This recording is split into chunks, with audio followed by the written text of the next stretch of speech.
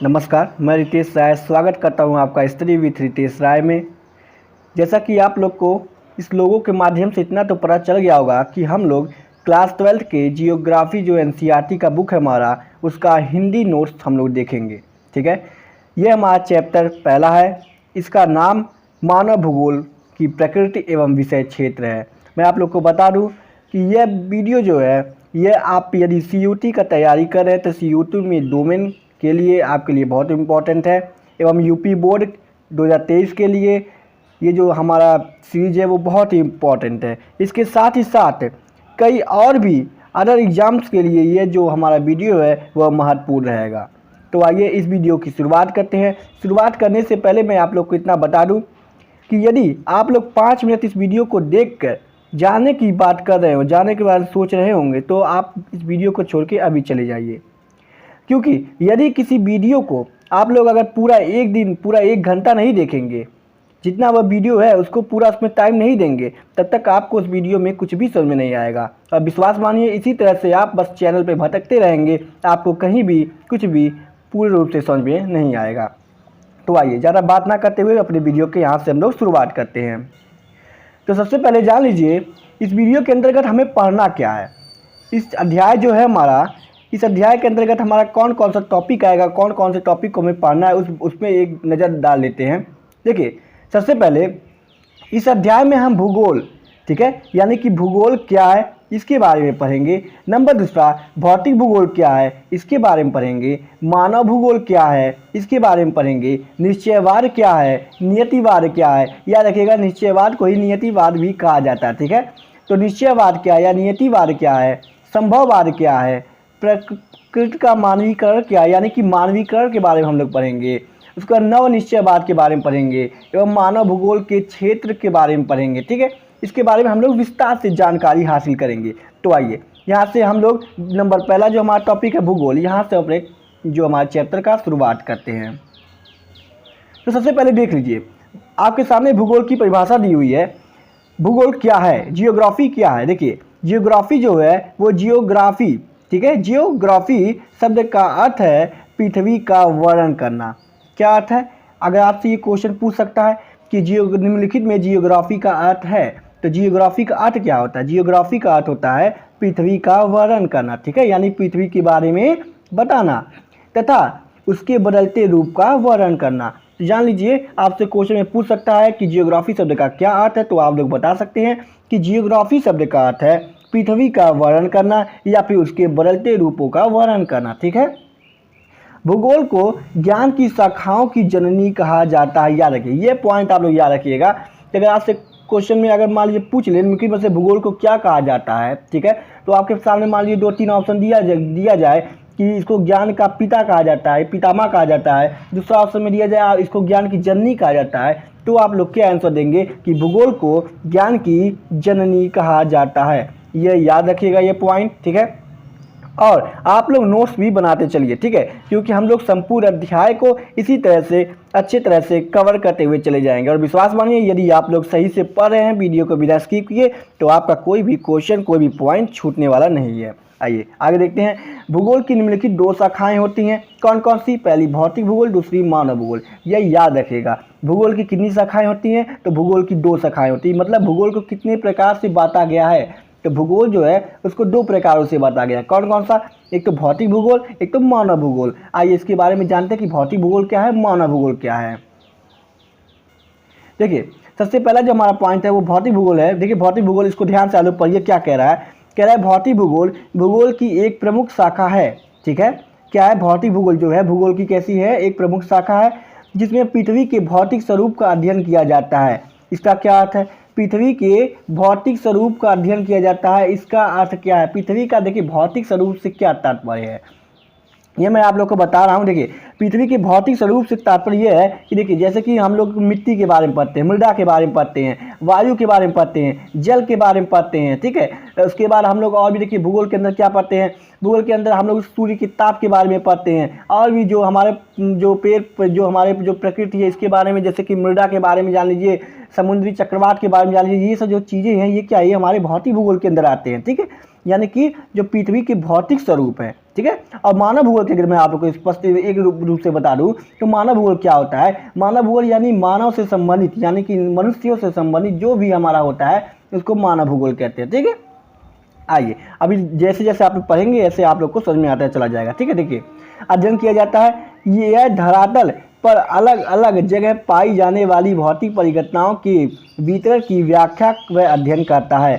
साथ ही यह भूविज्ञान, मौसम विज्ञान, जंतु विज्ञान एवं रसायन विज्ञान से भी जुड़ा हुआ होता है। देखिए क्या बोला है, साथ ही यह भूविज्ञान, भू विज्ञान मतलब क्या, ये जो भू मतलब समझ लीजिए पृथ्वी का जो विज्ञान, पृथ्वी विज्ञान का मतलब समझ लीजिए जिस तरह से ये भूमि है, मिट्टी है, जल है, वायु है, इसकी बात करा, ठीक है। मौसम विज्ञान, जैसे कि मौसम आप लोग जानते हैं ना कि जो मौसम के बारे में भी हम लोग अध्ययन करते हैं भूगोल के माध्यम से। आप लोगों को पता होगा कि मौसम के बारे में हम लोग अध्ययन करते हैं पृथ्वी के बारे में कि कहाँ का मौसम कैसा होगा, कहाँ का मौसम कैसा होता है, ठीक है। मान लीजिए कहाँ पे ठंडा ठंडा मौसम होता है, कहाँ पर गर्म मौसम होता है, तो ये क्या, ये भी हमारा भौतिक भूगोल के अंतर्गत ही आता है, ठीक है। अगला देखिए, अगला कहता है जंतु विज्ञान। जंतु विज्ञान यानी जंतुओं के बारे में पढ़ना भी हमारा भौतिक भूगोल के अंतर्गत आता है। रसायन विज्ञान, रसायन विज्ञान का मतलब आप लोग समझ ही गए होंगे, तो रसायन विज्ञान ये सारी जो चीज़ें हैं इससे जुड़ी होती है। देखिए इसकी कई उपशाखाएं हैं जो विविध भौतिक परिघटनाओं की विवेचना करती है। अब देखिए उपशाखाएं मतलब क्या हुआ, देखिए उपशाखाओं का मतलब ये है कि मान लीजिए ये भौतिक भूगोल, ये मान लीजिए ये हमारा भूगोल था, भूगोल के दो प्रकार हुए, एक भौतिक भूगोल हुआ, ये भौतिक भूगोल हुआ, और एक प्रकार हुआ मानव भूगोल, ठीक है। अब ये भौतिक भूगोल के भी कई प्रकार हुए हैं, ठीक है, इसको कहते हैं उपशाखाएं। अब इस शाखाओं की देखिए आप इसको देखते ही समझ जाएंगे उपशाखाएं क्या हैं, ठीक है। जैसे कि मान लीजिए आप ले लीजिए यहाँ पे ये भू विज्ञान ले लीजिए, ठीक है। भू विज्ञान की शाखाएं क्या हो सकती है, भू विज्ञान की शाखाएं हो सकती है मृदा भूगोल, मृदा विज्ञान, इसी तरह से और भी कुछ आ सकते हैं, जैसे भूमि के अंदर क्या क्या आता है उसी का वही पार्ट, ठीक है। आइए आगे देखते हैं, मानव भूगोल के बारे में समझते हैं। देखिए मानव भूगोल क्या है। मानव भूगोल भौतिक पर्यावरण और सामाजिक सांस्कृतिक पर्यावरण के बीच अंतर संबंध का अध्ययन करता है जो मानव द्वारा एक दूसरे के साथ पारस्परिक संपर्क के माध्यम से बनाया जाता है, ठीक है। याद रखिएगा क्या कह रहा है, कह रहा है मानव भूगोल भौतिक पर्यावरण, ठीक है, और सामाजिक सांस्कृतिक पर्यावरण के बीच का अंतर है, ठीक है। इतना नहीं समझ में आया होगा आपको, चलिए आगे देखते हैं। संबंध का अध्ययन करता है, ठीक है, जो मानव द्वारा एक दूसरे के साथ पारस्परिक संपर्क के माध्यम से बनाया जाता है। इसका मतलब समझिए, इसका मतलब यह है, कहना यह चाह रहा है कि कोई मानव है, ठीक है, और वो मान लीजिए कोई चीज वस्तु है, ठीक है, उससे जिस प्रकार का संबंध बनाता है, ठीक है, वो संबंध बनाता है वो क्या है, वही मानव भूगोल है। नहीं से क्लियर हुआ। आगे देखिए, आगे इसके बारे में जो और कुछ कहा जा रहा है, जो उदाहरण दिया जाएगा उसके माध्यम से आप लोग एकदम स्पष्ट रूप से समझ जाएंगे। यदि आपको कहीं भी किसी पॉइंट में अगर समझने में दिक्कत हो तो आपको ये नहीं समझना चाहिए कि अब भाई ये क्या, ये वीडियो गड़बड़ है, इससे हम समझ नहीं पाएंगे, उसको आगे पढ़िए। हो सकता है कि आगे पढ़ने से आपका जो आपको जो प्रॉब्लम आ रहा है वो क्लियर हो जाए। चलिए देखिए आगे देखिए, आगे कह रहा है मानव भूगोल मनुष्य तथा उसके पर्यावरण के पारस्परिक संबंधों का बोध करता है। देखिए यहाँ से आपको एकदम समझ में आ गया होगा क्या कह रहा है। कह रहा है मानव भूगोल जो है मनुष्य तथा उसके पर्यावरण के पारस्परिक संबंधों का बोध कराता है। इसका अर्थ यह है कि मानव भूगोल क्या है, मनुष्य, मान लीजिए कि ये आप हैं, ठीक है, आपके और पर्यावरण के, ठीक है। पर्यावरण मतलब क्या हुआ, ये आपका जो पृथ्वी, पर्यावरण से समझ लीजिए आपके पृथ्वी से, ठीक है। यानी कि भूगोल क्या है, मानव एवं पृथ्वी के बीच का जो पारस्परिक संबंध है इसी को मानव भूगोल कहते हैं। क्या कहते हैं, पारस्परिक संबंध, ठीक है। पारस्परिक का को काट दीजिए तो भी आप संबंध अगर कहेंगे कि मानव भूगोल क्या है, मनुष्य एवं पृथ्वी के बीच का जो संबंध है वही क्या कहते हैं, उसको हम मानव भूगोल के अंतर्गत पढ़ते हैं, ठीक है। मानव भूगोल के अंतर्गत क्या होता होगा, इसके प्रकार क्या होते हैं, अब इसको भी अभी जानेंगे हम लोग, ठीक है। इसके प्रकार को देखेंगे कि मानव भूगोल का प्रकार क्या होता है, तो समझ लीजिए उसके माध्यम से आप लोग एकदम क्लियर हो जाएगा कि मानव भूगोल है क्या, ठीक है। आइए, भूगोल की इस शाखा यानी कि मानव भूगोल का अध्ययन जो है 19वीं शताब्दी के अंत में, ठीक है, यानी यहाँ से क्वेश्चन देखिए पूछ सकता है कि भूगोल का जो मानव भूगोल का अध्ययन है किस शताब्दी से आरंभ हुआ, ठीक है। तो जान लीजिए मानव भूगोल का आरंभ जो है 19वीं शताब्दी के अंत से आरंभ हुआ। कहाँ से, 19वीं शताब्दी के अंत से मानव भूगोल का अध्ययन यानी कि उसके बारे में खोज करना प्रारंभ किया गया, ठीक है। तो आप लोग बता सकते हैं कि मानव भूगोल के बारे में खोज करना कब प्रारंभ किया गया, उसका अध्ययन करना कब प्रारंभ किया? तो 19वीं शताब्दी के अंत में। किसने किया? देखिए चार्ल्स डार्विन। कौन? चार्ल्स डार्विन की जो पुस्तक है ऑरिजिन ऑफ स्पेस, ठीक है, ये याद रखिएगा। आपसे क्वेश्चन पूछ सकता है कि निम्नलिखित में से ऑरिजिन ऑफ स्पेस किसकी पुस्तक है? तो आप लोग आंसर दे सकते हैं कि चार्ल्स डार्विन। किसका हुआ है? तो चार्ल्स डार्विन। यह पुस्तक का नाम और ये जो इसको लिखे हैं उनका नाम याद रखिएगा, ये क्वेश्चन में आ सकता है, ठीक है। यदि आप यूपी बोर्ड का पेपर दे रहे हैं तो भी जान लीजिए, अगर इस पॉइंट को आप लोग ब्लैक पेन से लिख रहे हैं, इतना जो पॉइंट इसको अगर ब्लैक पेन से लिख रहे हैं तो आपके नंबर पे बहुत अधिक प्रभाव पड़ेगा। याद रखिएगा कि प्रकाशन के समय लोग इसके विषय में जिज्ञासा अपना बढ़ाना शुरू कर दिए। यानी कि जब इन्होंने चार्ल्स डार्विन ने जो था ऑरिजिन ऑफ द स्पेस नामक पुस्तक लिखी थी 19वीं शताब्दी के अंत में, तो उसके बाद लोग क्या किए, इस मानव भूगोल के बारे में अपना जिज्ञासा बढ़ा दिए और वो लोग भी मानव भूगोल के बारे में अध्ययन करना स्टार्ट कर दिए, ठीक है। अभी तक वो भौतिक भूगोल के बारे में मात्र पढ़ाई कर रहे थे, ठीक है। मानव भूगोल से उनका कोई तात्पर्य नहीं था, वो मानव भूगोल के बारे में नहीं जानते थे। आप को भी देखिए, अभी तक आप जो भी पढ़े होंगे भौतिक भूगोल के अंतर्गत ही पढ़े होंगे, लेकिन अब आप लोग मानव भूगोल के अंतर्गत आएंगे, ठीक है। मानव भूगोल के बारे में भी जानकारी लेंगे। अगर आप बीए से ग्रेजुएशन कर रहे हैं, ठीक है, तो उसमें भी आप लोग मानव भूगोल के बारे में भी जानेंगे और भौतिक भूगोल के बारे में भी जानेंगे। आइए इसके आगे देखते हैं। इसके आगे देखिए, भूगोल की मानव भूगोल जो है उसके बारे में कुछ और लोगों ने, कुछ और विद्वानों ने क्या दी, उसकी परिभाषा दी है, ठीक है। जैसे कि एक विद्वान आते हैं, उनका नाम देखिए, उनका नाम है रैटजेल। क्या नाम है उनका? रैटजेल। जैसे रैट से आपको चूहा, ठीक है, ये चूहा याद रखिएगा, ये चूहा याद रखिएगा। इससे हम लोग कुछ ट्रिक कराएगा, उससे कुछ याद करने के बारे में देखेंगे, ठीक है। तो रैटजेल से, यानी रैट मतलब चूहा होता है, तो चूहा याद रखिएगा आप लोग, ठीक है। इस तरह से आप क्या करना, किसी नाम को जो है उसका मतलब निकाल के उस तरह से आप लोग इस भूगोल को याद करने में बहुत आप लोग को बहुत आसानी होगा। नहीं तो यदि आप रटना चाहेंगे तो आप रट नहीं पाएंगे, याद रखिएगा, ठीक है। आइए देखते हैं कि रैटजेल ने भूगोल का क्या, मानव भूगोल का क्या परिभाषा दिया है। देखिए रैटजेल, जिन्हें आधुनिक मानव भूगोल का जनक कहा जाता है, यानी कि क्या, फादर ऑफ ह्यूमन जियोग्राफी, मानव भूगोल, ठीक है। मानव भूगोल, आधुनिक मानव भूगोल का जनक किसे कहते हैं? ये आधुनिक सब याद रखिएगा, ठीक है। क्या? आधुनिक। आधुनिक मतलब जो प्रेजेंट टाइम में, ठीक है, प्रेजेंट टाइम में मानव भूगोल का जो जनक किसे कहा जाता है, मानव भूगोल का जनक किसे कहा जाता है? तो रैटजेल को कहा जाता है, याद रखिएगा, ठीक है। आपसे क्वेश्चन पूछ सकता है कि आधुनिक मानव भूगोल का जनक किसे कहा जाता है? तो आपका आंसर होगा रैटजेल, ठीक है, याद रखिएगा। रैटजेल को आधुनिक मानव भूगोल का जनक कहा जाता है। अब देखिए, कहेंगे सर आप चूहा सभी याद ही बात है, चूहा से क्या करें? देखिए आप याद रखिए कि वर्तमान समय में अगर आपसे पूछ दे कि आधुनिक मानव भूगोल का जनक किसे कहते हैं, आप भूल गए, आपको नहीं पता चल रहा है कि आधुनिक मानव भूगोल का जनक क्या होता है, तो आप लोग इतना तो याद रख सकते हैं ना अपने दिमाग में कि वर्तमान में हमारे पृथ्वी पे क्या पाया जाता है? चूहा देखने को मिलता है, चूहा, ठीक है। अब मान लीजिए ऐसा कोई नाम नहीं आएगा जो वर्तमान में हम देखा, चूहा देखने को मिलता है वर्तमान में हमारे समय, तो चूहा से आप लोग को क्या याद आएगा? चूहा का इंग्लिश क्या होता है? रैट। रैट से तो आपको याद आ जाएगा कि रैटजेल, याद आ जाएगा ना, रैटजेल। तो इस प्रकार से आप लोग अपने दिमाग में बैठा सकते हैं कि आधुनिक मानव भूगोल का जनक किसे कहा जाता है? तो रैटजेल को कहा जाता है। इनकी पुस्तक क्या थी?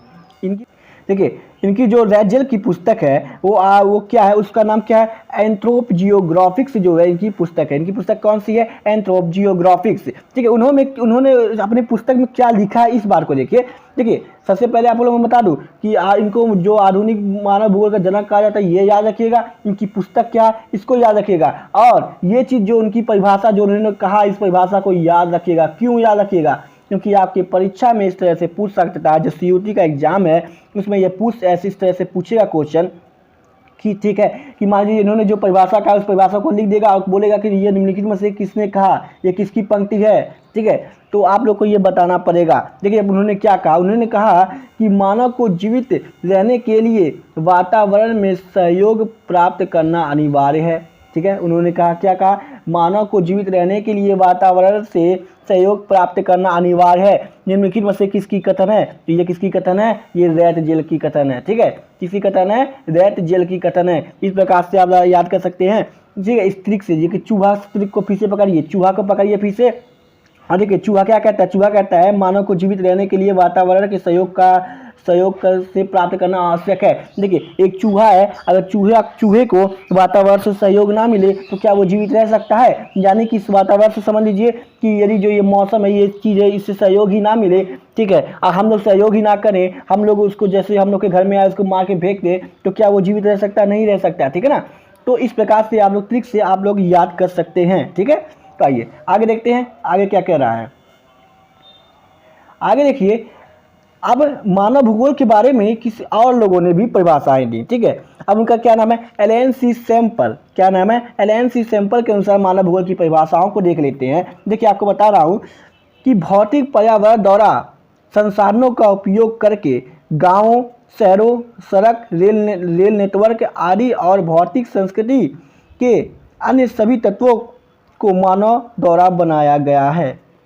देखिए मानव द्वारा क्या क्या बनाया गया है? गांवों को बनाया गया है, सड़कों को बनाया गया है, सड़क को बनाया गया है, शहरों को बनाया गया है, रेल नेटवर्क को बनाया गया है। इसी प्रकार से बहुत सारी चीज़ों को मानव के द्वारा बनाया गया है, ठीक है। इतना आप लोग याद रखिएगा। यहाँ जो मेन चीज़ हमारा है वो देखिए यहाँ पे आएगा, ठीक है। मेन चीज़ हमें इसमें से खोजेंगे, ठीक है। सैंपल के बारे में देखिए, एलन सी सैंपल ज़ेडजेल की एक अमेरिकी शिष्या थी, पहले याद रखिएगा, ठीक है।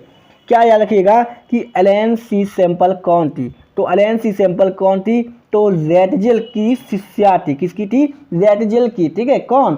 ज़ेडजेल की शिष्या कौन थी? एलन सी सैंपल जो थी तो ज़ेडजेल की क्या थी? शिष्या थी, ठीक है, उनकी स्टूडेंट थी। उसके बाद और दूसरा क्या पूछ सकता है? एलन सी सैंपल कहाँ की निवासी थी? तो एलन सी सैंपल एक अमेरिकी निवासी थी। कहाँ से थी? अमेरिका से थी, ठीक है। याद रखिएगा, इतना तो आपको याद रखना पड़ेगा, ठीक है। एलन सी सैंपल किसकी शिष्या थी? तो ज़ेडजेल की शिष्या थी, ठीक है। उसके बाद एलन सी सैंपल कहाँ की थी? तो वो अमेरिका से थी, ठीक है। उसके बाद देखिए, इनकी शिष्या के अनुसार मानव भूगोल अस्थिर पृथ्वी तथा क्रियाशील मानव के बदलते रिश्तों का बोध कराता है। यह बात याद रखिए, यह चीज़ तो आपसे कई बार कई जगह पूछा होगा, ठीक है, कि अगर इस प्रकार से आपको दे देगा कि निम्नलिखित पंक्ति, ठीक है, मानव भूगोल अस्थिर पृथ्वी तथा क्रियाशील मानव के बदलते रिश्तों का बोध कराता है, ये किसकी पंक्ति है? तो ये किसकी पंक्ति है? सैंपल की पंक्ति। आपसे ये पूरा नाम नहीं देगा एलन सी सैंपल, लेकिन यहाँ पे इतना तो देगा जरूर, सैंपल, ठीक है। तो ये सैंपल ने कहा था, यह बात आप लोग याद रखिएगा। सैंपल ने क्या कहा? सैंपल ने कहा कि मानव भूगोल जो है अस्थिर पृथ्वी, यानी कि ये जो पृथ्वी है जो स्थिर रहता है क्या? नहीं रहता है। तो आपको पता है कि ये कभी सूर्य का चक्कर लगाता है, अपने अक्ष पे भी गोल गोल घूमता रहता है, ठीक है। यानी कि वो स्थिर नहीं है, एक जगह रुका नहीं है, अस्थिर है, ठीक है। वो एक जगह इस तरह से चक्कर लगा रहा है, ठीक है। अस्थिर पृथ्वी और क्रियाशील मानव। क्रियाशील मानव मतलब हम लोग देखिए मानव हैं तो हम लोग क्या एक जगह रहते हैं क्या? नहीं, हम लोग क्रिया करते रहते हैं, ठीक है। कभी यहाँ गए, कभी वहाँ गए, कभी क्या करते रहते हैं। तो वही उन्होंने कहा कि मानव भूगोल जो है अस्थिर पृथ्वी एवं क्रियाशील मानव के बदलते हुए रिश्तों का क्या है? संबंध है। इनके रिश्तों का क्या कराता है? बोध कराता है। इस प्रकार से आप लोग का ये भी क्लियर हुआ ना क्लियर? आगे चलिए, आगे देख लीजिए, मानव भूगोल के इतिहास के बारे में थोड़ा सा जानकारी लेते हैं। देखिए आपका दिमाग हैंग हो रहा होगा, चिंता मत करिए। इस वीडियो को एक बार देखने के बाद, ठीक है, इस वीडियो को आप लोग एक बार देखें, फिर 2 से 3 घंटे के बाद फिर से इस वीडियो को देख लीजिएगा। और देखिए अपने दिमाग में आप रखने की कोशिश मत कीजिए कि मैं रट लूँगा, मैं एक ही बार पढ़ने पे याद रख लूँगा। बस आप ये देखिए, आप ये अपने दिमाग में रखिए कि हाँ मुझको बस पढ़ना है, केवल मुझको पढ़ना है, मुझको याद नहीं रखना है। यदि इस उद्देश्य से आप लोग पढ़ेंगे तो आपके दिमाग में रहेगा। और यकीन मानिए कि आप अगर CUT का एग्जाम देने जा रहे हैं तो आपसे कोई ज़्यादा क्वेश्चन कठिन नहीं पूछेगा। बस आपसे ऐसा क्वेश्चन पूछेगा कि यदि आप एक बार मात्र पढ़े हैं ना तो भी आप लोग आंसर उसका आराम से दे देंगे, ठीक है।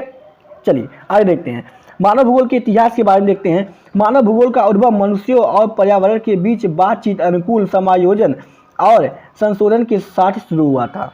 याद रखिएगा, मानव भूगोल का इतिहास के बारे में बोल रहा है। क्या बोला? मानव भूगोल का उद्भव, यानी कि मानव भूगोल की जो उत्पत्ति हुई थी वो कैसे हुई थी? मनुष्य और पर्यावरण के बीच बातचीत, ठीक है। यानी कि जान लीजिए मनुष्य एवं पर्यावरण के बीच वही संबंध की बात कर रहा है, ठीक है। बातचीत, अनुकूलन, समायोजन और संशोधन के साथ शुरू हुआ था। यानी कि जान लीजिए मनुष्यों ने पर्यावरण में क्या क्या संशोधन किया, जैसे कि आपको पता है सड़क बनाया, गांव बनाया, शहर बसाया, नगर बसाया, इस यही सब की बात कर रहा है, ठीक है। तो इससे तो आपका कुछ लेना देना है नहीं, ये कोई आपका क्वेश्चन यहाँ से उठेगा नहीं, ठीक है ना। आइए देखते हैं इस वाले पॉइंट में क्या हमारा कोई क्वेश्चन है। इस वाले पॉइंट में देखते हैं कोई क्वेश्चन है, आइए देखते हैं। खोज कि उनमें से पहले विभिन्न समाजों के बीच बहुत कम बातचीत हुई थी, लेकिन 15वीं शताब्दी के उत्तरार्ध में अज्ञात समाजों के बारे में जानकारी अब उपलब्ध कराई गई थी। ठीक है, यात्रियों द्वारा अन्वेषण ने मानव भूगोल के क्षेत्र का विस्तार किया तथा विभिन्न समाजों के साथ बातचीत की। ठीक है, इससे भी कोई खास क्वेश्चन आपका उठने वाला है नहीं। ठीक है, आइए आगे देखते हैं आगे की क्या बोल रहा है। आगे बोल रहा है मानव भूगोल के प्रमुख अध्ययन क्षेत्र क्या है। जैसे कि मैं आपको बताया था कि यदि आपको मानव भूगोल के बारे में ना समझ में आया हो तो देखिए, इसको जब आप लोग देखेंगे ना तो आप लोग को मानव भूगोल के बारे में समझ में आ जाएगा।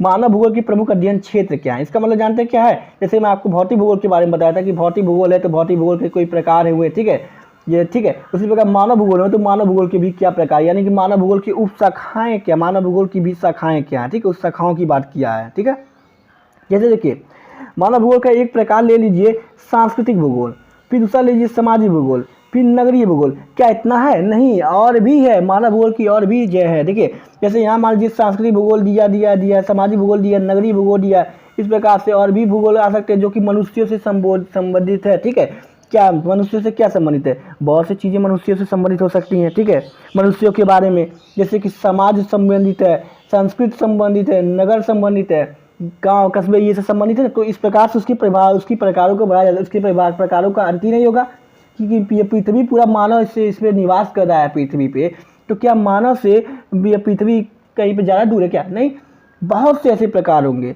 जिसके बारे में यहाँ पे बताना ही भी मुश्किल होगा। ठीक है, देखिए आप लोग को मैं समझाने के लिए मैं बता दे रहा हूँ, आप लोग समझ जाएंगे तो आप लोग देखेंगे तो भी आप लोग जान जाएंगे। ठीक है, देखिए एक तो हुआ सांस्कृतिक भूगोल, सामाजिक भूगोल, नगरीय भूगोल। ठीक है, इस प्रकार से याद रखिएगा। फिर क्या बोला, मानव भूगोल की प्रमुख उपक्षेत्र। उपक्षेत्र से मतलब क्या है? अब ये जो प्रकार दिख रहे हैं ना आप, सांस्कृतिक भूगोल, सामाजिक भूगोल, नगरीय भूगोल, इस प्रकार से जो और भी आते होंगे, इनके भी जो प्रकार है वो ये सब है। ठीक है, इनके भी प्रकार हैं। ठीक है, देखिए ध्यान समझे क्या बोल रहा हूँ। देखिए पहले तो हमारा एक भूगोल था, भूगोल से हमारा यहाँ से आया भौतिक भूगोल, यहाँ पे भौतिक भूगोल आया, यहाँ पे आया मानव भूगोल। ठीक है, अब देखिए मानव भूगोल की जो प्रकार हुए, देखिए मान लीजिए कुछ प्रकार ऐसे लिख दिए, यहाँ पे लिखे, यहाँ लिखे, यहाँ लिखे। अब इनके भी जो प्रकार हुए वो जो हो गया, इनके भी जो प्रकार हुए तो वो ये उप क्षेत्र है। ठीक है, यानी उप शाखाएं हैं। ठीक है, ये हैं। देखिए अब ये क्या है, ये इससे जो कि व्यवहारवादी भूगोल आ गया, यानी कि आपका कैसे लोगों समाज में व्यवहार कैसा, सामाजिक कल्याण का भूगोल, यानी कि आप लोग समाज में कैसा कल्याण, सामाजिक कल्याण के लिए क्या करते हैं वह हुआ गया। सांस्कृतिक भूगोल आ गया, ऐतिहासिक भूगोल आ गया। इसी प्रकार से मानव भूगोल से हमारा जो चलता चला जाता है, यानी याद रखिएगा मानव भूगोल यानी मानव का संबंध, किससे क्या संबंध बन रहा है मानव भूगोल का। ठीक है, इसको आप लोग देखेंगे 1 से 2 बार तो मुझको लगता है कि आप लोग आराम से समझ जाएंगे, कोई इसमें आप लोग को दिक्कत नहीं होने वाला है। आइए आगे देखते हैं। आगे देखिए क्या कह रहा है।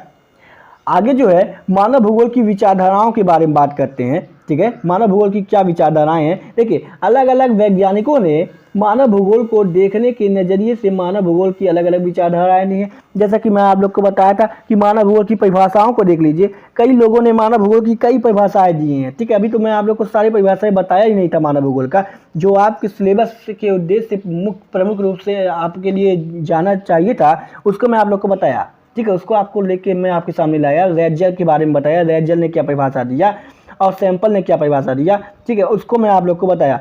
लेकिन अगर आपसे मैं कह दूं कि मानव भूगोल की अगर जो सारे वैज्ञानिकों की परिभाषाएं तो आप सुनेंगे तो आप लोग सुनते सुनते पागल हो जाएंगे। ठीक है, आइए इसकी विचारधाराओं को देख लीजिए। इसकी विचारधाराओं को देखिए, मानव भूगोल की मुख्य 3 विचारधाराएं। ये आपसे क्वेश्चन पूछ सकता है कि मानव भूगोल की कितनी विचारधाराएं हैं, तो याद रखिएगा मानव भूगोल की कुल 3 विचारधाराएं। कितनी विचारधाराएं मानव भूगोल की? 3 विचारधाराएं। कौन कौन सा विचारधारा? देखिए नियतिवाद है, ठीक है, और कौन सा है? संभववाद है, और कौन है? नवनिश्चयवाद है। ये तीनों विचारधाराओं को याद रखिएगा। आपसे क्वेश्चन किस प्रकार से आ सकता है ये देखिए। पहले तो क्वेश्चन ये पूछ सकता है आपको कि मानव भूगोल की कितनी विचारधाराएं हैं, तो आप बताएंगे 3 विचारधाराएं हैं। फिर आपसे क्वेश्चन पूछ सकता है ऐसे इस किसे क्वेश्चन पूछ सकता है, निम्नलिखित में से कौन सी मानव भूगोल की विचारधाराएं नहीं है? क्या पूछेगा? नहीं है विचारधाराएं।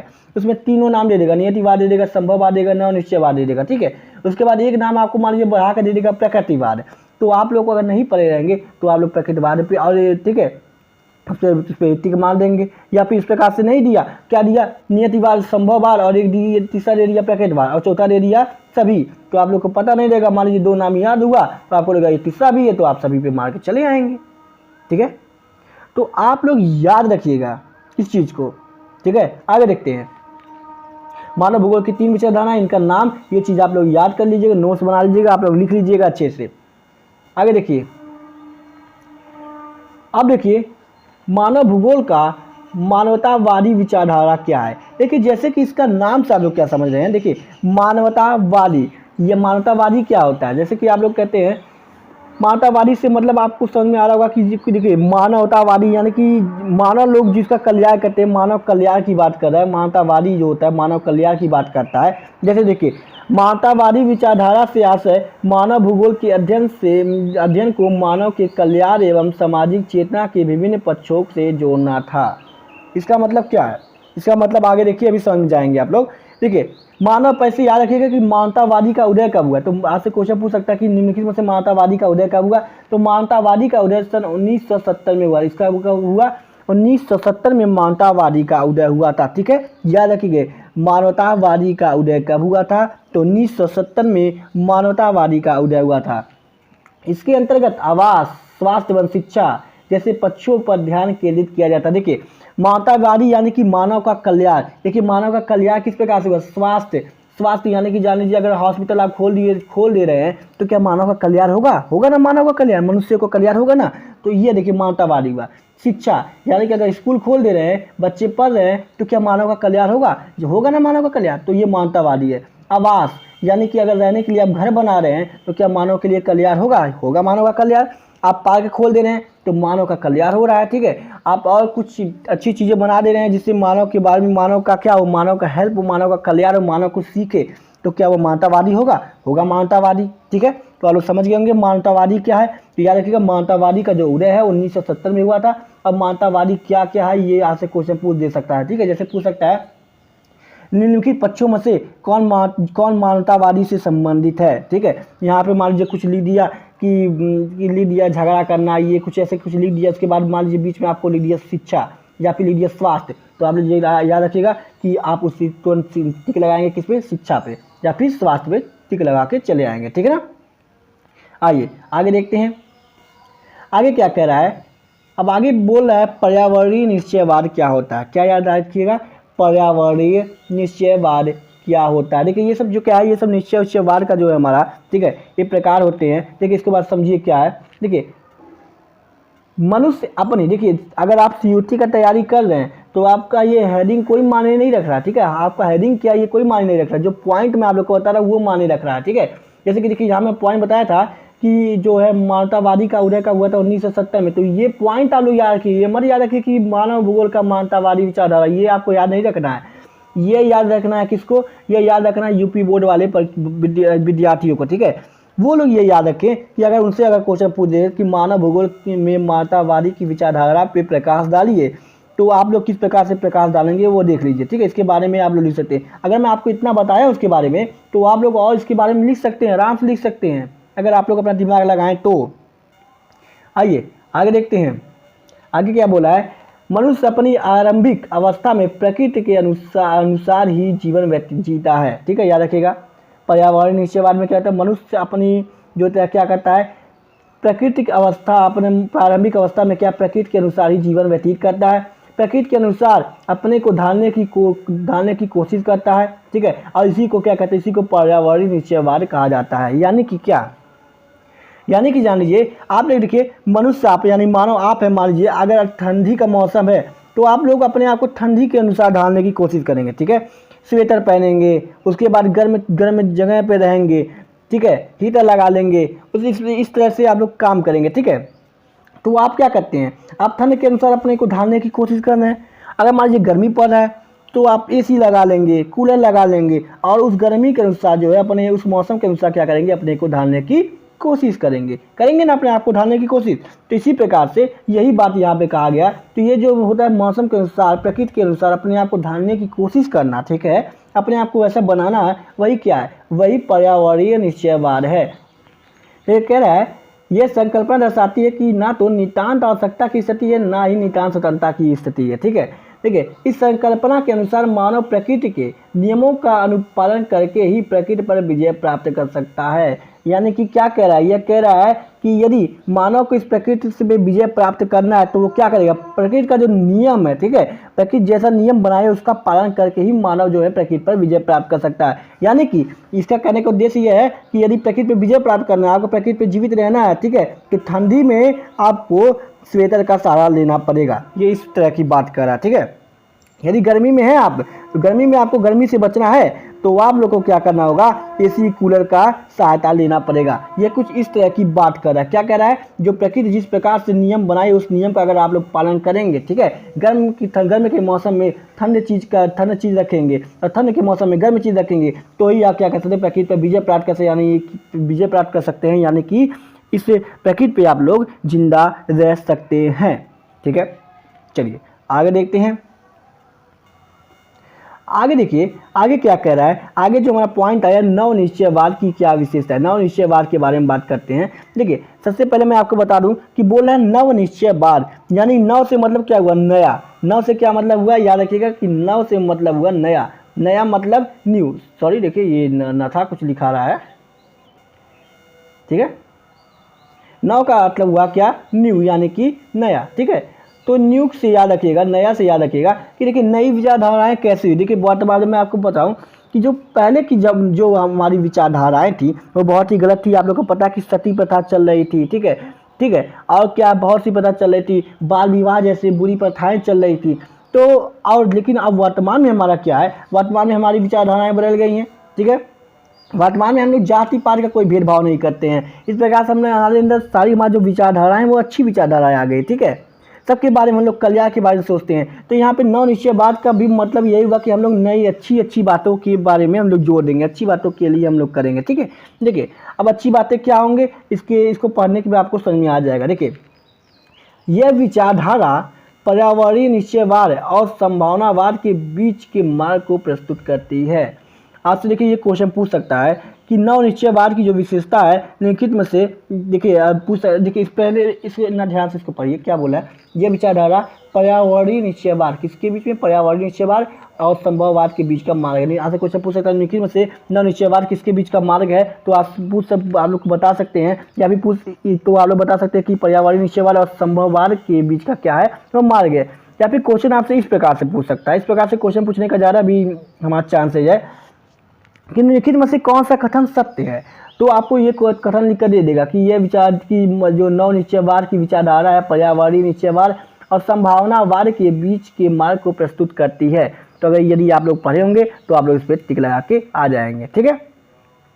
अब देखिए इसके ये जो कह रहा है उसका उद्देश्य क्या है, इसके कहने का मतलब क्या है, इसको भी हम लोग समझेंगे आगे, इसके कहने का मतलब क्या है, ठीक है। ध्यान से देखिए आप लोग। देखिए आगे क्या बोला है, ये पर्यावरण को नुकसान किए बिना, ठीक है, नुकसान किए बिना समस्याओं को सुलझाने पर बल देती है। यानी कि नवनिश्चयवाद यानी कि अच्छी बात कर रही है ना, ये पर्यावरण को नुकसान नहीं पहुंचाना चाहती है। क्या चाहती है कि ये पर्यावरण को कोई भी नुकसान ना हो, कोई भी हानि ना हो, और क्या वो समस्याओं का भी हमारे हल हो जाए, ठीक है। आगे देखिए आगे फिर यही नवनिश्चयवाद के बारे में हम लोग थोड़ा जानते हैं। पर्यावरणीय निश्चयवाद के अनुसार मनुष्य ना तो प्रकृति पर पूरी तरह निर्भर रह सकता है और ना ही प्रकृति से स्वतंत्र रह सकता है, ठीक है। यह विचारधारा याद रखिएगा। आज से क्वेश्चन में पूछ सकता है कि निम्नलिखित में से पर्यावरणीय निश्चयवाद की विचारधारा क्या है। तो पर्यावरणीय निश्चयवाद का विचारधारा क्या है कि मनुष्य ना तो प्रकृति पर पूरी तरह निर्भर रह सकता है और ना ही प्रकृति से क्या रह सकता है, स्वतंत्र रह सकता है, ठीक है। याद रखिएगा कि यानी कि कहने का तात्पर्य यह है कि आप किसी चीज़ पे, प्रकृति पे पूरी तरह से निर्भर नहीं रह सकते, ठीक है। कि हाँ कि प्रकृति है तो हमें किसी भी समस्या के बारे में सोचने की आवश्यकता नहीं है, ठीक है। और आप पूरी तरह स्वतंत्र भी नहीं रह सकते हैं कि हाँ कि मैं जो अकेले ही क्या कर लूँगा, मुझको प्रकृति की कोई आवश्यकता नहीं है, प्रकृति को पूरा विनाश कर दो, प्रकृति को पूरा क्या कर दो, खत्म कर दो। ये भी विचारधारा आप नहीं रख सकते हैं। तो पर्यावरणीय निश्चयवाद की यही हमारी विचारधारा है, ठीक है। क्या समझ गए। और पर्यावरणीय निश्चयवाद क्या है, तो देखिए नवनिश्चयवाद की तरफ हम लोग चल रहे हैं कि नवनिश्चयवाद क्या है, इस विचारधारा, ठीक है, इस विचारधारा के बीच का संबंध है, और देखिए किस विचारधारा के बीच के संबंध है, ठीक है। और ये देखिए क्या बोला है, प्रकृति पर विजय पाने के लिए प्रकृति के ही नियमों का पालन करना एवं उससे विनाश से बचाना होगा, ठीक है। क्या बोला है, प्रकृति पर अगर यदि आपको विजय पाना है तो उसके नियमों का क्या करना होगा, आपको पालन करना होगा एवं उसके उसको विनाश से क्या होगा, बचाना होगा। ठीक है, ये देखिए अच्छी बात कर रहा है, यानी नौ निश्चयवाद के बारे में बात बोल रहा है। किसके बारे में बोल रहा है? नौ निश्चयवाद। देखिए आप लोग इसको देख कर समझ गए होंगे। ठीक है, देखिए क्या बोल रहा है, प्रकृति के नियमों का पालन भी आप लोग करिए और उसको विनाश से बचाइए। ये अच्छी बात कर रही है ना, तो ये नौ निश्चयवाद की विचारधारा हुई। आगे देखिए, प्राकृतिक देनों का प्रयोग करते हुए प्रकृति की सीमाओं का ख्याल रखना चाहिए। ठीक है, यानी कि मान लीजिए यदि आप लोग प्रकृति से आप लोग क्या पा रहे हैं, पेट्रोल पा रहे हैं, तो उसकी सीमाओं का ख्याल रखिए कि हाँ अगर पेट्रोल हमें मिल रहा है तो ये नहीं कि वो हमारे लिए आजीवन है। ठीक है, कभी समाप्ति नहीं होगा, वो भी समाप्त होगा, तो अपने आने वाली पीढ़ियों के लिए उसको बचा के रखिए। ये नहीं कि आप ही पूरा उसका उपयोग कर डालें, उसके बाद आपके आने वाला पीढ़ी रोए बैठ के। ठीक है, उदाहरण के लिए औद्योगिकीकरण अगर आप कर रहे हैं, मान लीजिए औद्योगिकीकरण आप कर रहे हैं, ठीक है, तो जो जंगल है, जंगलों को आप नष्ट होने से बचाइए। ठीक है, औद्योगिकीकरण करिए आप, लेकिन जंगलों को नष्ट होने से भी बचाइए, उसके बारे में भी विचार करिए। खनन कर रहे हैं तो आप लोग अतिदोहन से बचाइए। ठीक है, बचने बचिए। मान लीजिए अगर मान लो खनन कर रहे हैं, किसी चीज़ को आप लोग खुदाई कर रहे हैं, तो इतना मत खुदाई कर दीजिए कि पूरा वो विनाश ही हो जाए। ठीक है, एक लिमिट में करिए, यही बोल रहा है। ठीक है, आगे देखिए, आगे आता है नियतिवाद। जैसे कि इसके नाम से आप लोग को पता चला नियतिवाद, यानी कि क्या हमारे बस में कुछ नहीं, नियति ने जो किया यानी कि भगवान ने जो किया वही सही है। ये तो इसी विचारधारा, यही कुछ विचारधारा इसी बात से हमारा कुछ मेल भी खाएगा। ठीक है, याद रखिएगा इसका, ये मात्र एक ट्रिक है। ठीक है, नियतिवाद, जैसे कि इसके शब्द से आपको पता चला नियतिवाद कि हमारे बस में कुछ नहीं, जो नियति ने किया, ठीक है, जो भगवान ने लिखा है वही हमारे साथ होगा। यही विचारधारा को ये अपनाता है। देखिए किस प्रकार से, इस विचारधारा के अनुसार मनुष्य के प्रत्येक क्रियाकलाप को पर्यावरण से नियंत्रित माना जाता है। यानी कि देखिए क्या बोला, देखिए साफ सीधी बात में बोल दिया कि मनुष्य का जो प्रत्येक क्रियाकलाप है, यानी कि मनुष्य जो भी करता है वो भाई हमारी गलती नहीं है। वो कौन कराता है? वो पर्यावरण से नियंत्रित है, यानी कि भगवान का किया धरा है सब। ठीक है ना, इस बात को विचारधारा को ये क्या बोलता है। ठीक है, आगे देखिए क्या कह रहा है, आगे बोल रहा है, मानव की आदिम अवस्था में मानव के लगभग सभी क्रियाकलाप पूर्णतः प्राकृतिक पर्यावरण की शक्तियों द्वारा नियंत्रित थे। ठीक है, यानी कि भाई हमने कुछ नहीं किया, सब पहले से ही लिखा धरा है, पहले से ही किया गया है। ठीक है, हमारा इसमें कोई भी गलती नहीं है। यही विचारधारा किसको दर्शाता है? नियतिवाद। तो आप इस प्रकार से कोई भी आपके सामने विचारधारा लिख दिया जाए, इसमें से आपको अगर ऐसा भाव आप फील करिएगा उसको, अगर आपको ऐसा लग रहा है इसमें क्या बोला है कि हमारी कोई गलती नहीं, सारा गलती सब भगवान का किया जा रहा है, प्रकृति का किया जा रहा है, उसको हम लोग नियतिवाद कहते हैं। ठीक है, देखिए ये याद रखिएगा आप लोग। इसमें मान लीजिए कोई जो हमारे जो विद्वान है, इन विद्वानों का नाम दिया जाएगा। ठीक है, इन विद्वानों का नाम दिया जाएगा और आपसे पूछेगा कि निम्नलिखित में से कौन नियतिवाद के विचारधारक थे। ठीक है, नियतिवाद से कौन संबंधित है, आपसे ये क्वेश्चन पूछ सकता है। तो आप ये नाम जो है रट लीजिएगा, कौन कौन है। देखिए रैटजेल है, ठीक है, रीटर महोदय हैं, हमबोल्ट हैं और हटिंगटन है। ठीक है, कौन है? हटिंगटन है। तो ये सब जो नाम है आप लोगों को, और भी नाम है, ऐसा बात नहीं है कि और नाम नहीं है। तो ये जो रैटजेल, रीटर, हमबोल्ट, हटिंगटन है, ये सब नामों को आप लोग याद रखिएगा कि ये नियतिवाद के समर्थक थे। किसके समर्थक थे? नियतिवाद के समर्थक थे। इसमें देखिए आप जो रैटजेल का नाम तो बहुत अच्छे से याद रखिएगा। रैटजेल के बारे में पूछ सकता है कि निम्नलिखित में से रैटजेल किससे संबंधित है, किस विचारधारा से संबंधित है। तो रैटजेल जो है नियतिवाद से संबंधित है। ठीक है, आज से पूछ सकता है हमबोल्ट किससे संबंधित है, तो हमबोल्ट जो है किससे संबंधित है? नियतिवाद से। हटिंगटन किससे हैं? तो नियतिवाद से। हाँ, उसके बाद रीटर किससे है? तो नियतिवाद से। ये आप लोग याद रखिएगा। ठीक है, आगे देखते हैं। आगे देखिए संभववाद क्या है। ठीक है, संभववाद या फिर संभावनावाद। देखिए इसके नाम से आप लोगों को पता चला संभववाद या फिर संभावनावाद। तो इसके नाम से आप लोग को क्या पता चला है कि यानी कि समझ लीजिए संभव है संभावनावाद, यानी कि मनुष्यों के लिए कुछ भी कोई काम करना क्या है? संभव है। ठीक है, संभव है। यानी मैं बोला कि देखिए आप कोई का आगे मान लीजिए आप एग्जाम दे रहे हैं। ठीक है, मैं कहा कि आपके द्वारा इस एग्जाम को निकालना संभव है। ठीक है, तो ये संभववाद हुआ, संभावनावाद हुआ। इसी प्रकार मनुष्य द्वारा कोई भी काम करना संभव है, संभव है। ठीक है, उसी को संभावनावाद कहते हैं। देखिए समझिए, आप लोग पढ़ेंगे तब समझेंगे। अभी तो मैं आप लोगों को बस याद रखा था कि संभववाद का मतलब होगा किसी काम को करना संभव है। ठीक है, ये मान लीजिए आपके मैं दिमाग में इसलिए डाल रहा हूँ कि आप लोग आगे दिमाग में ये रहेगा तो आप लोग को ज़्यादा सोचना ही पड़ेगा। ठीक है, आपको रटने की आवश्यकता नहीं पड़ेगी। आगे देखिए, इस विचारधारा के अनुसार मनुष्य अपने पर्यावरण में परिवर्तन करने में समर्थ है। क्या बोला? इस विचारधारा के अनुसार मानव अपने पर्यावरण में क्या है, परिवर्तन करने में समर्थ है। यानी देखिए क्या बोला, कहा कि इस विचारधारा के अनुसार आप प्रकृति में क्या परिवर्तन करने में क्या है, आप संभव हैं। ठीक है, आप ये संभव है कि आप इस प्रकृति में क्या कर सकते हैं, परिवर्तन कर सकते हैं। ठीक है, देखिए संभावनावाद की विचारधारा इसमें आ गई सामने। ठीक है, तथा वह प्रकृति पद्धति अपने संभावनाओं का इच्छा अनुसार अपने लाभ के लिए उपयोग भी कर सकता है। यानी कि क्या आप ये जो प्रकृति है उसका क्या कर सकते हैं, अपने इच्छाओं के अनुसार उसका प्रयोग भी कर सकते हैं। यानी कि प्रकृति की सारी चीज़ों का अपने इच्छाओं के अनुसार प्रयोग करना भी आपके लिए संभव है। देखिए इसमें संभावना की बात कर रहा है, ठीक है, कि संभव है, आपके लिए कुछ भी मुश्किल नहीं है। जैसे कि देखिए मानव का प्रकृति पर निर्भरता की जो अवस्था से स्वतंत्रता की अवस्था की ओर प्रस्थान संभव है। ठीक है, देखिए नाम याद रखिएगा, विराल डी ब्लास जो थे इनका नाम याद रखिएगा, तथा लुसियन फैले। ठीक है, किसका, लुसियन फैले इस विचारधारा को मानने वाले थे। आपको मैं बताता नियतिवाद के कौन थे, नियतिवाद को रैजन मानने वाले थे, और भी कई लोग हैं, हंटिंगटन थे, हमबोल्ट थे, ठीक है, रीटा थे, वो लोग नियतिवाद को मानने वाले थे। लेकिन यहाँ पे ये नाम याद रखिएगा, ठीक है, इनका नाम तो उतना इंपॉर्टेंट नहीं है, ठीक है, लुसियन फैले का, लेकिन आप लोग याद रखिएगा, लुसियन फैले याद रखेंगे तो अच्छी बात है। ठीक है, आपसे क्वेश्चन में पूछा तो आपसे छूटा नहीं चाहिए। और ये ब्लास का नाम याद रखिएगा, ये पूरा नाम याद रखने की आवश्यकता नहीं है, बस इतना याद रखिएगा, इतना ही आप मतलब है ब्लास। ठीक है, ये जो ब्लास है वो संभाववाद से संबंधित है। ठीक है, जो फैले हैं वो संभाववाद से संबंधित है। ठीक है, समझ गए आप लोग। आगे देखते हैं, आगे क्या बोला है। संभाववाद की बात करते हैं तो इसके उदाहरण देखिए, कुछ इसका उदाहरण दिया है नीचे, इसका उदाहरण देखेंगे तो आप लोग समझ जाएंगे। संभाववाद का मतलब देखिए क्या है। उदाहरण के लिए नदी पर पुल, ठीक है, नदी पर पुल बनाना देखिए संभव था, मनुष्य ने संभव किया तो ये संभववाद हुआ। खेती करना देखिए संभव किया ना मनुष्य ने, अनाज देखिए अनाज को बोया, ठीक है, खेती करना प्रारंभ किया, सबका पेट भरा, ये संभव हुआ। परिवहन ले आया, ये संभव हुआ। ठीक है, उसके बाद मान लीजिए हेलीकॉप्टर बनाया, ये संभव हुआ। ठीक है, ये संभववाद में हुआ। ठीक है, ट्रेन बनाया, रेल की पटरी बनाई, ये क्या हुआ, संभव हुआ, तो ये संभववाद में आया। ठीक है, इस प्रकार से आप लोग याद रख सकते हैं संभववाद क्या है। नियतिवाद यानी कि जो भगवान पे आश्रित हो, नियति जो कर रहा है, पर्यावरण जो कर रहा है वही हो। ठीक है, नवनिश्चयवाद यानी अच्छी विचारधाराएं। संभववाद यानी कि हाँ कुछ भी करना मनुष्यों के लिए संभव है।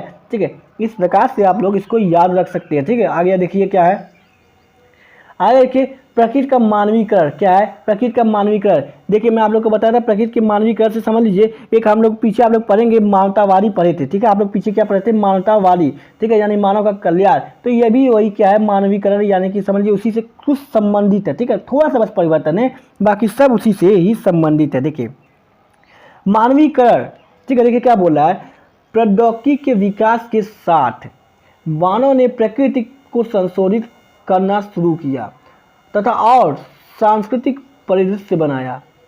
इसे क्या कहते हैं, इसे भोगवाद या प्रकृति का मानवीकरण कहते हैं। ठीक है, क्या कहते हैं, मानवीकरण, यानी कि याद रखिए प्रकृति के मानवीकरण का दूसरा नाम क्या है, भोगवाद। क्या है, भोगवाद। देखिए क्या है ये भोगवाद, प्रौद्योगिकी के विकास के साथ मानव ने प्रकृति में भी संशोधित करना शुरू किया, यानी नई नई चीज़ों का आविष्कार करना। देखिए मानवीकरण इसका मतलब है नवीकरण। ठीक है, मानवीकरण यानी नवीकरण, यानी कि नए नए चीज़ों का आविष्कार करना, शोध करना। ठीक है, मान लीजिए आप खेती कर रहे हैं, ठीक है, कृषि आप लोग कर रहे हैं, खेती कर रहे हैं, तो देखिए मनुष्यों ने क्या किया, उस कृषि को बढ़ाने के लिए, खेत की उपज को बढ़ाने के लिए कई प्रकार के आप लोग को पता है उर्वरक बनाए। ठीक है, तो ये क्या है, ठीक है, कई प्रकार के खाद्य बनाए, तो ये क्या है, कई प्रकार के जान लीजिए आपको दवाएं बनाए जिसके क्या कर आपके खेत सुरक्षित रहें, ये वो आपकी फसलें अच्छी हो।